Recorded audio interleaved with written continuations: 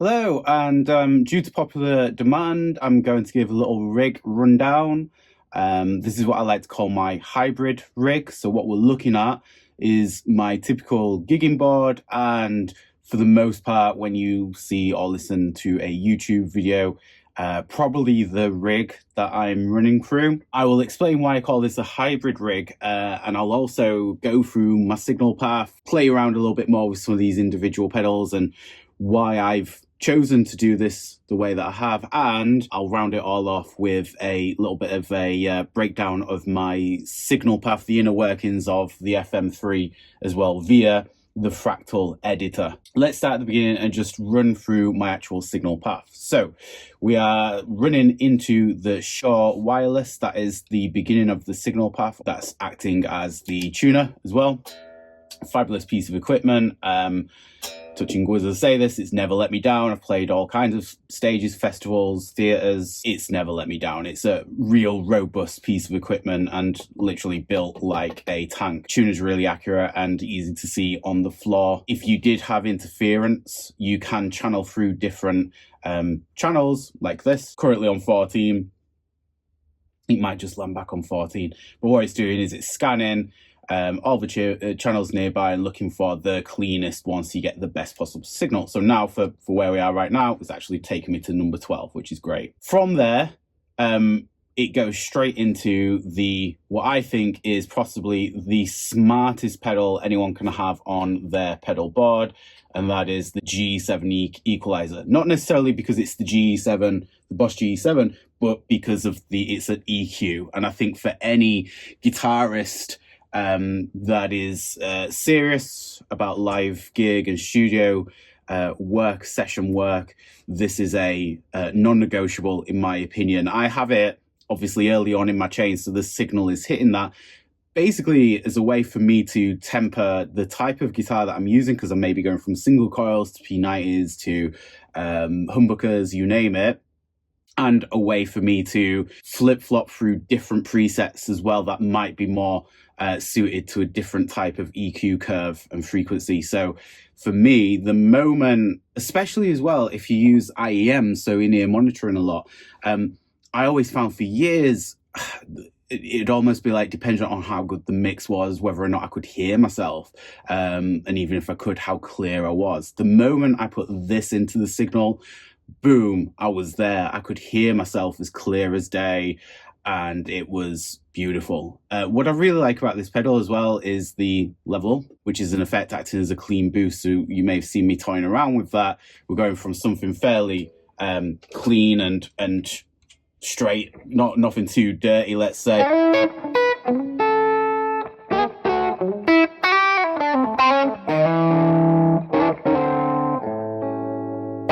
And then you boost that a little bit. Just, I mean, let's go all the way. Why not? Notice the difference.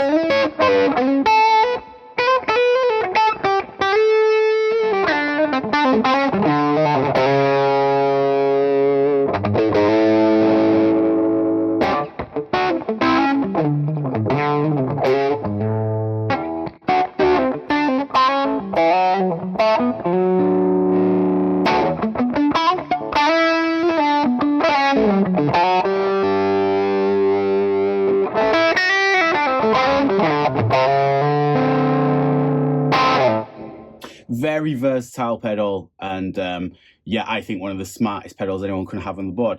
Now, just out of shot underneath the board, because of the limited real estate that we have here, and by the way, the size of this pedal board and rig is it's done on purpose. Everything that you see in front of you has been gigged from within an inch of its life over years, over probably at this stage hundreds of gigs. So everything that I'm kind of showing and laying out here really has stood up to the rigors of touring and excessive use. So everything here that you see and how it's been routed and placed has been done on purpose. In and out, I can be set up on stage, ready to go in under 10 minutes. And yes, I have timed it. So out of view underneath the board, we have the power using the Voodoo Labs Pedal Power 2. Brilliant, no qualms with that whatsoever. And then it's going into the Cali 76 compressor as well, which is just always on. and that's just a fabulous, obviously 76-esque compressor, does what it says on the tin, and yeah, just does a thing for me.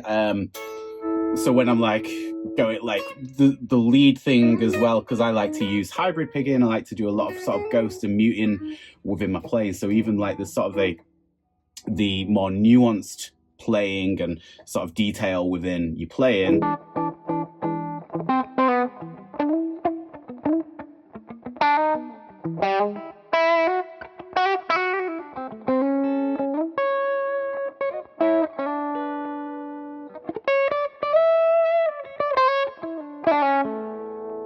Is really detailed, but also if you wanted to get into your little funky sort of spanky stuff.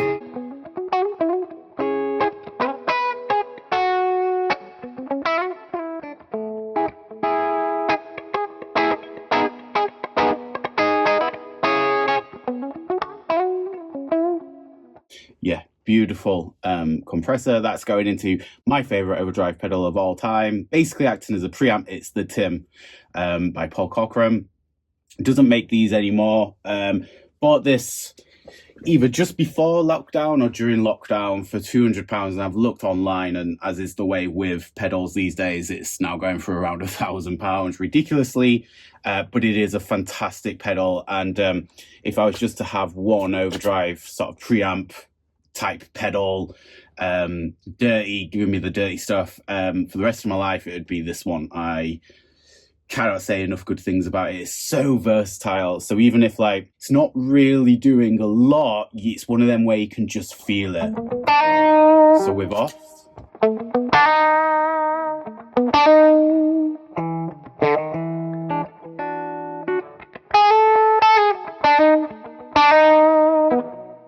On.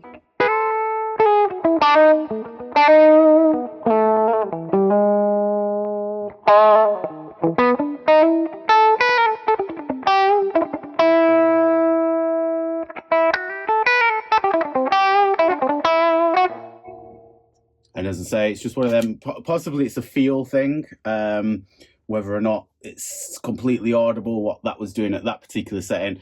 But if I boost that gain as well, just for comparisons.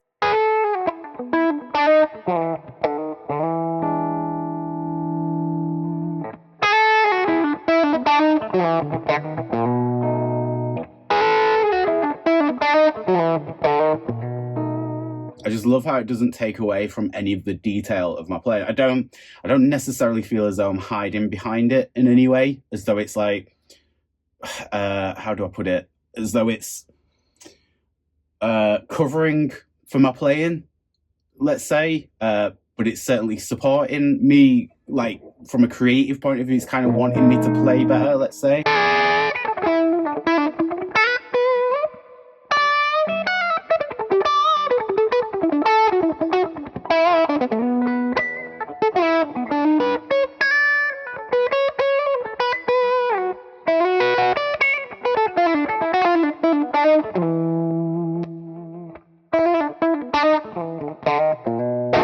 Yeah, it's adding a lot of colour, a lot of character to my signal, and there's a lot I can do with that as well. For the left side, because it's dual, a dual overdrive, it's got the boost there as well, so if I really want to knock it up a few notches.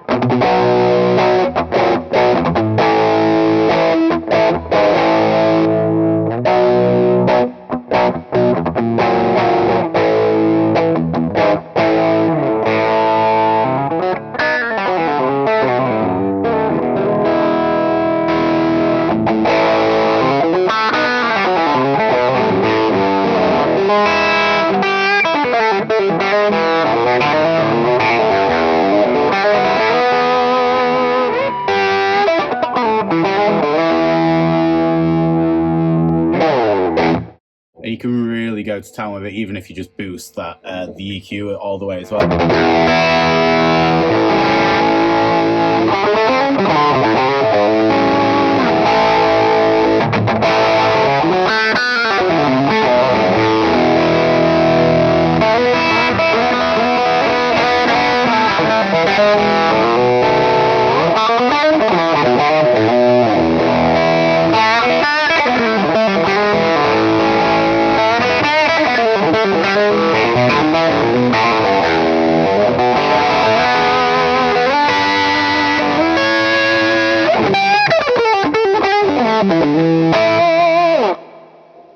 yeah, can do a lot there with just even them two pedals alone. There's a lot of range.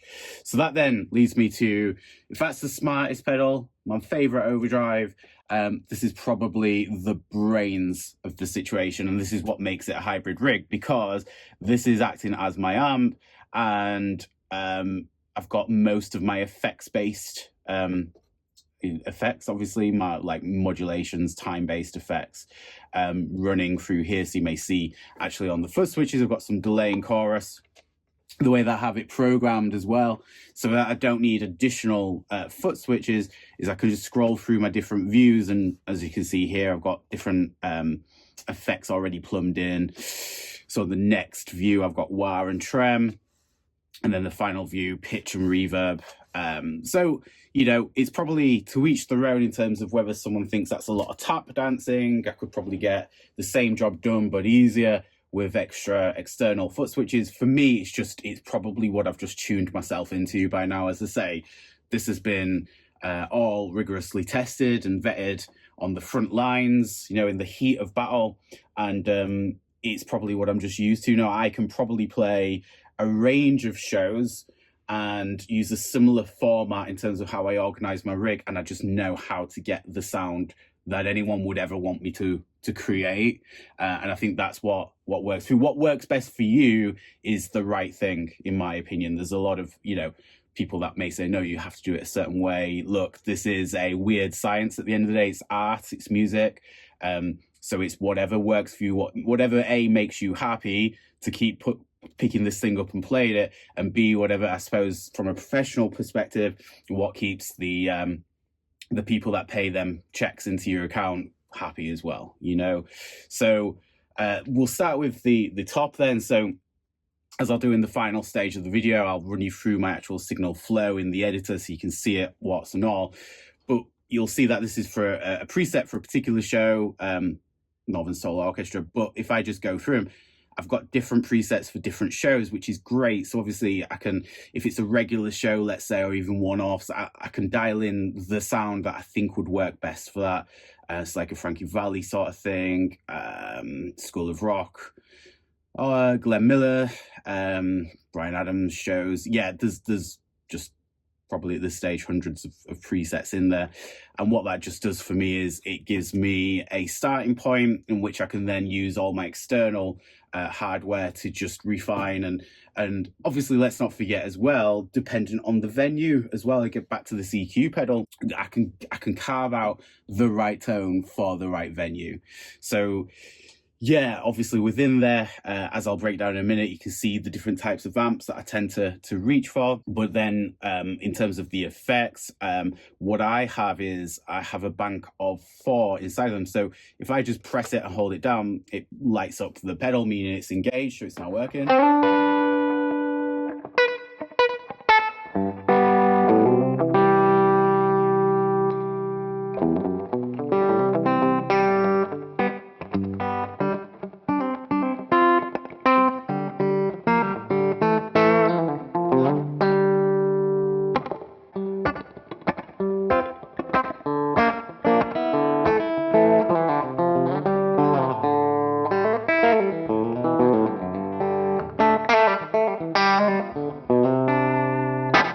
Yeah, see, classic slapback, which I tend to like for sort of lead work.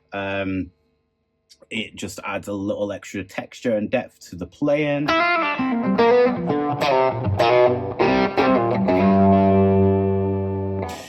However, what I can do is if I just hold the button down, it'll change to the next channel. And as I say, I have 4 channels, for a bank of 4 in each. And now I have this programmed to a dotted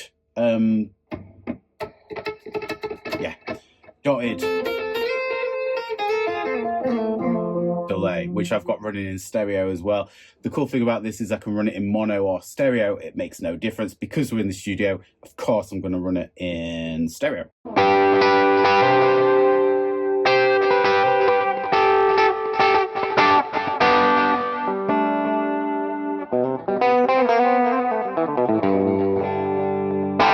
great for filling out space, and again, good for them sort of big guitar solos.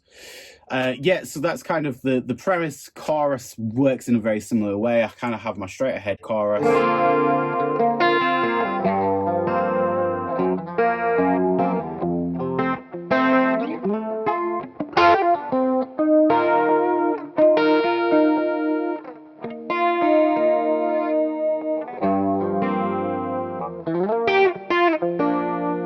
So everything a grown boy really needs. Got your auto wah there, trem.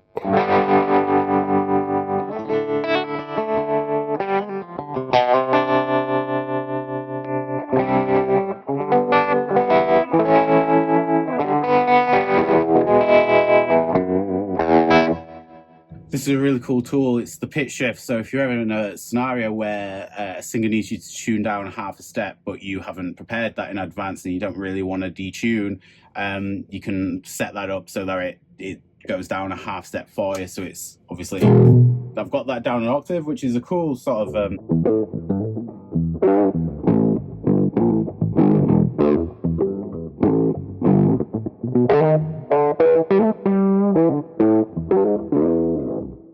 so yeah, down the octaves, that's cool for sort of texture and doubling and unison lines. So there's down the half step. So all I need to do is engage that and I'm automatically shifted down a half step. So an incredibly useful tool. And then the reverb's always on. So here it is without.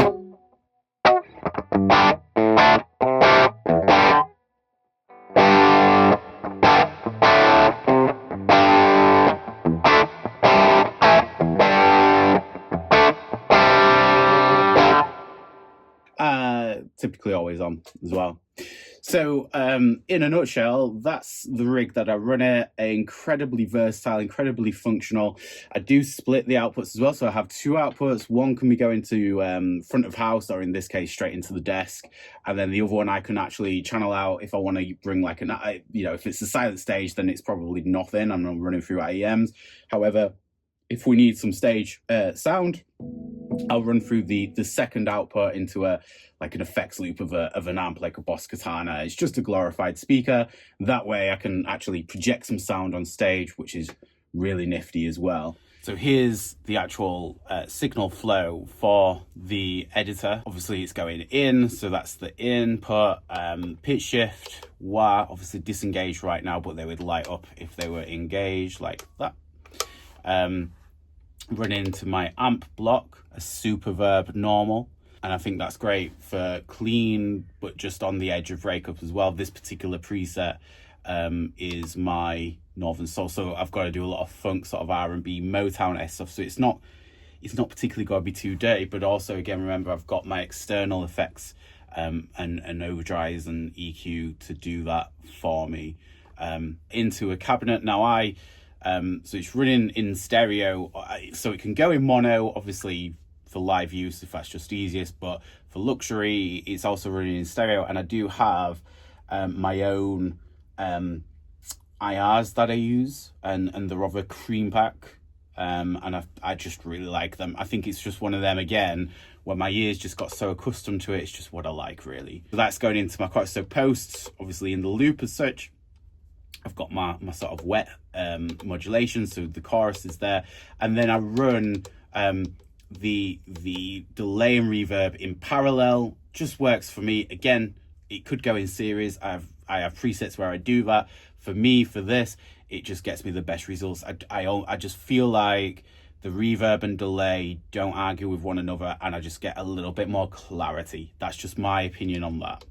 Into the tremolo, into a global EQ. So you'll notice I have an EQ as the signal hits it, and then an EQ as the signal leaves. And then an optional gate. I don't always have that. It depends what I'm doing. If it's sort of high gain work, I'll have that gate on as it leaves. And as you can see, I have my two outputs here. So one output to front of house, to the studio interface, and then another one that I can have optionally running to a live amp on stage. So there you have it, a little bit of a rig rundown of my go-to live and studio rig, which I like to call a hybrid rig, sort of analog and digital modeling at the same time. Please post in the comments below what your rig looks like. Have you used the FM3? Do you use one? What are your sort of top tips with it? I'd be genuinely interested to know. Are you interested in FM3 but you're on the fence because obviously they're very expensive? But please, as always, thanks if you've made it this far. Please hit the like and subscribe buttons. Until next time, I'll see you on the next one. Bye.